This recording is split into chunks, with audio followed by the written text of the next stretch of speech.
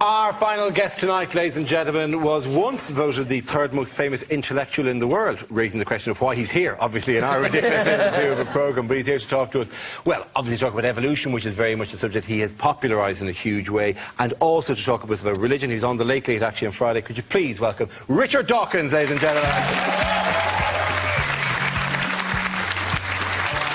Come on. Before we get to the whole big issue of God and all that, which is what you're talking about here, let's talk evolution. Okay. Which is what I mean, because you wrote the book The Selfish Gene. It's why we're all here. Well, it is essentially, yes, yeah, in very many ways. But also, and as for scientific theory, right, incredibly simple. Very simple. Like a couple of sentences, basically, isn't it? One sentence. You can narrow it down to one sentence. The non-random survival of randomly varying codes. Okay, let's make it an easier, more explanatory sentence than that. Okay. Everybody is a cousin of every animal and plant that has ever existed. We have a grand ancestor who lived 4 billion years ago. Nobody knows what it was like. Maybe a bit like a bacterium. We're all cousins. Every creature alive and dead is a cousin of every other creature. That sounds like a chat-up line in Donegal. We're sure we're all cousins.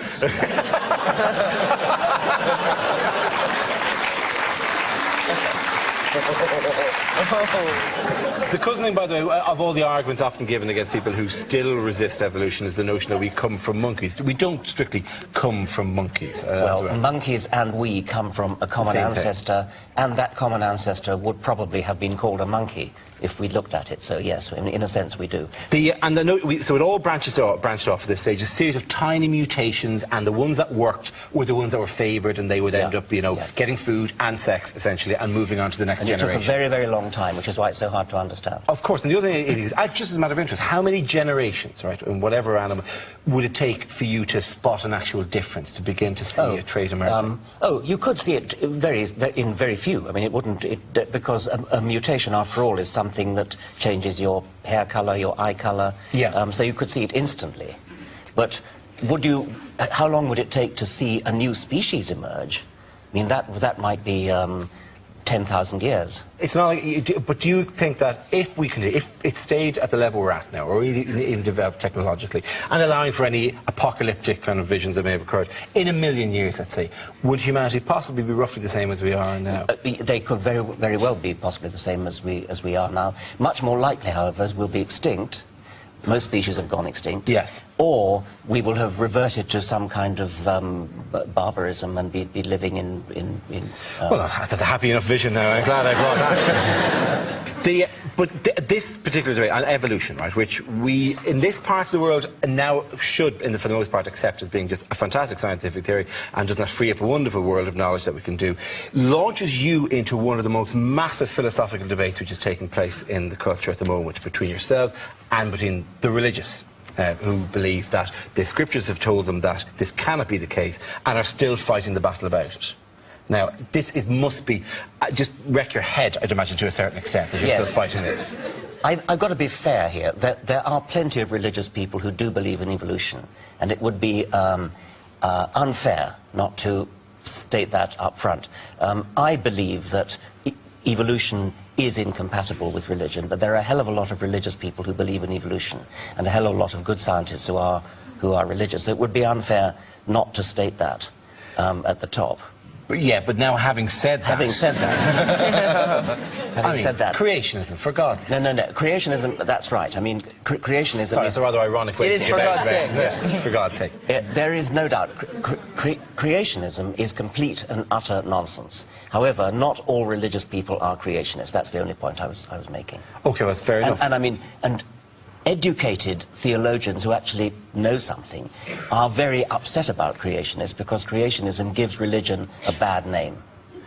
But in America, for example, the huge schools of thought. Something like 50% of the American electorate allegedly believes that the world is less than 10,000 years old. and still flat. Yeah, but it's kind of ironic because they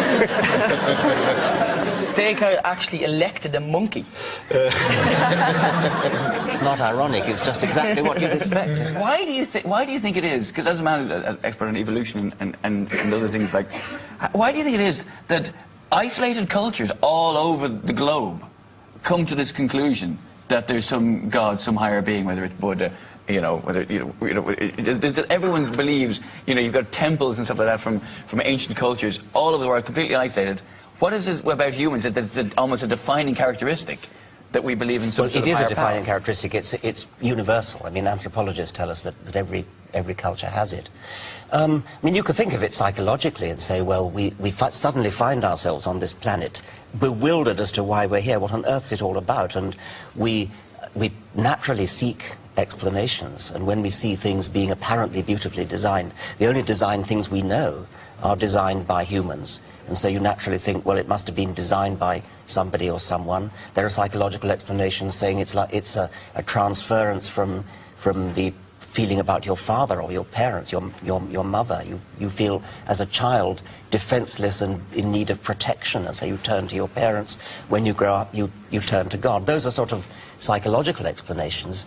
A Darwinian explanation might be something very different. A Darwinian explanation would be of the form, what is the survival value of religion? Why do we do it? Why do humans have it? Because everything about an animal ought to help it to survive and reproduce, according to the Darwinian view. I think the answer to that is probably not that religion itself has survival value, but that some sort of psychological predisposition that makes people turn to religion has survival value. Something like being a gullible, credulous fool.